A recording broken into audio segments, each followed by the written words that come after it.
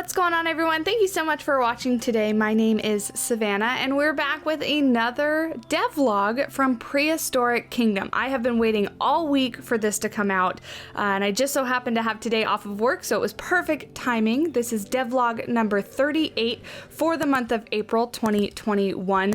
Really some exciting stuff in this one, so we're just going to go through it, talk about it. There's some things to watch, things to listen to, and I'm really excited with the direction that they're going, and I cannot wait for them to announce when beta is coming. So for those of you that don't know, Prehistoric Kingdom is a kind of zoo simulation game based around dinosaurs. They released the alpha a few weeks ago, about a month ago. I can't remember now. I think it was in March, so I guess a couple months ago. And we've been covering it a little bit on the channel because I was lucky enough to get access to the alpha, and we've created a few things, but support for the alpha did end a couple weeks ago in early April, so we've all been anxiously awaiting for when beta is going to come out. So we'll just jump right in and go through this. In this shorter blog post, we'll be covering the usual, what our team's been up to and what the community can expect to see in the future.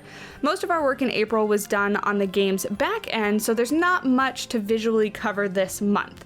Look at this screenshot. This is beautiful. So aviary interior by Warpath. Look at all the trees and the water. So far with alpha, it's amazing to see what you can do with such few pieces. So really excited to see where we're going forward. This is huge. So right here, state of development. After pushing our last update to the alpha, our main priority was upgrading our engine version, source control service, and fixing all the lovely issues that can occur as a result of that. Despite the expected and partial setback, a lot of exciting content started production in April. Art highlights include new music, vegetation assets, 3D building sketches, dinosaur sculpting, and extra types of idle animations for the animals. So sniffing and scratching animations, it looks like. As a part of the ongoing effort to improve our modular system, the grid is now super reliable. This should address a lot of the problems users were experiencing in alpha. Similarly, the backend for material switching and recoloring was rebuilt to allow for new UI features. So this is awesome. The UI used to have the option to select the different textures pop up here, and personally when I'm building, I like to have this as clear as possible, as much room to kind of look around so that I feel like I can get a clear view on what I'm doing. So moving this down here to the right hand side, I think is a massive improvement. It looks like there's a little video to watch, so let's just go ahead and take a look. As you can see, it's now possible to mass select a building and change all the swappable materials on the fly. This functionality is expected to apply to object recoloring, though we'll save the details for a later date when that's implemented.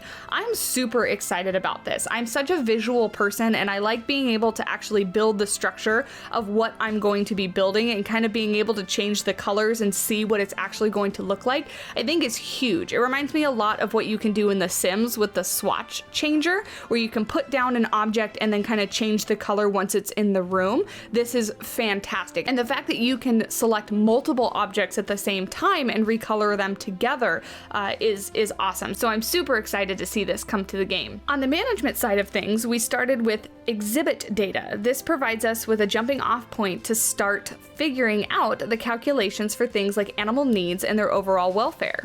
Exhibits and how they're scored are very much the driving force behind our management simulation, influencing everything from guest spawns to the park economy and rating. How you build and optimize your paddocks in Prehistoric Kingdom is a central component to ensuring your success as a player. Super excited to see this come to the game. We knew that this was coming, right? Animal needs, it just wasn't something that we had in alpha, and I do enjoy. I'm curious to see how their management system will be.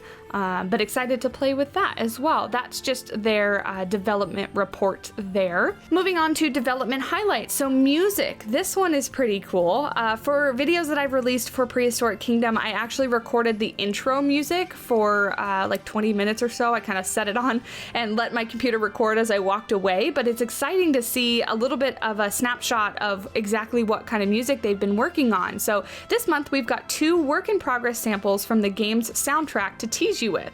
Though there's currently 11 minutes of goodness behind the scenes, we wanted to give everyone a small taste of what's to come. Below you can find 2 types of tracks, one that we've internally dubbed as working music and the other that plays inside the animal nursery. There's a whole selection of music being written for specific scenes within the game, and we cannot wait for you to hear more. So let's go ahead and take a listen to what these soundtracks sound like.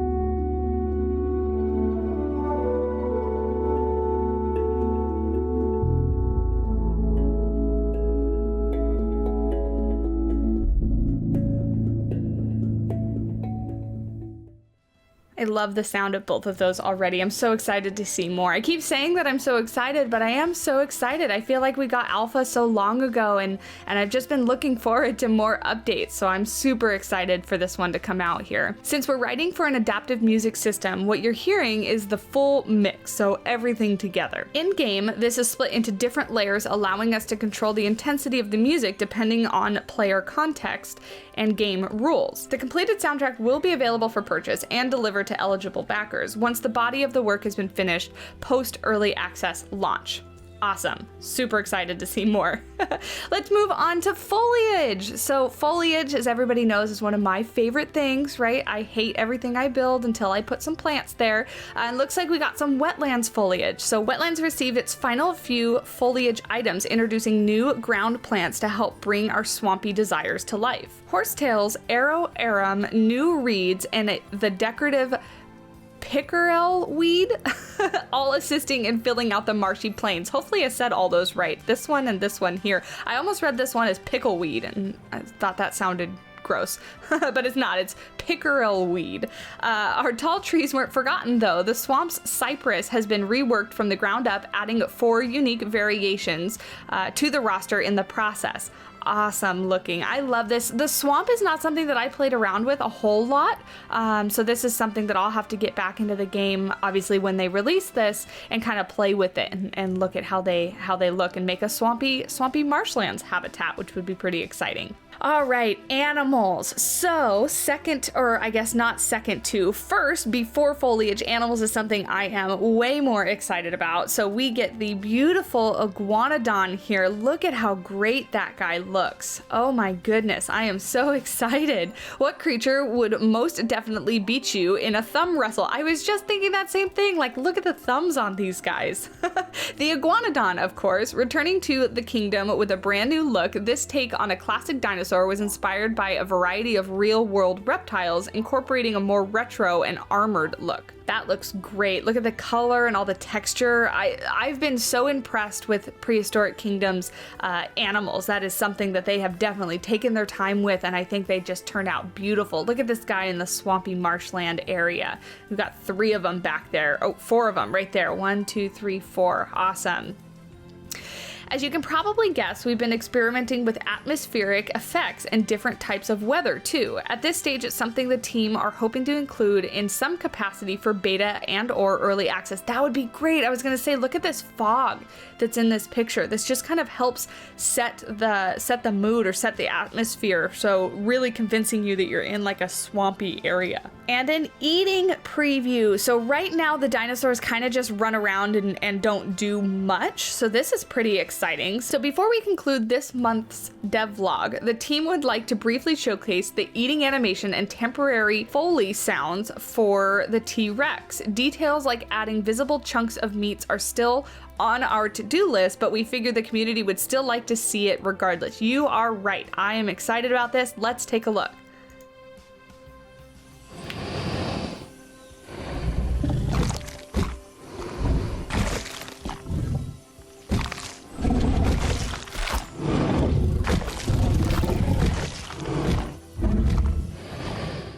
I'm so excited to see these guys have eating animations, and because like I said, right now they just kind of walk around. We can put down the food, but they don't really do much with it. So excited to see that coming along. I think it looks great. So moving right along, I believe this is pretty much the last thing that they have in here. So news roundup, beta animals confirmed so far. Recently, we've confirmed 3 new animal species coming to beta in our official Discord server. The woolly mammoth, the Pachyrhinosaurus, and the Torvosaurus, hopefully I said those right, will all make an appearance alongside the other creatures found in alpha.